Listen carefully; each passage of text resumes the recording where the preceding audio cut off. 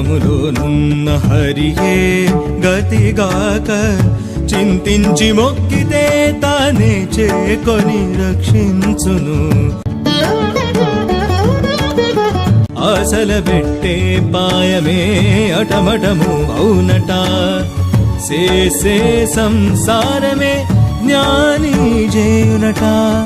వేసరకాయింతకు Shri వెంకటేశుడేలికట, వేసరకాయింతకు Shri వెంకటేశుడేలికట.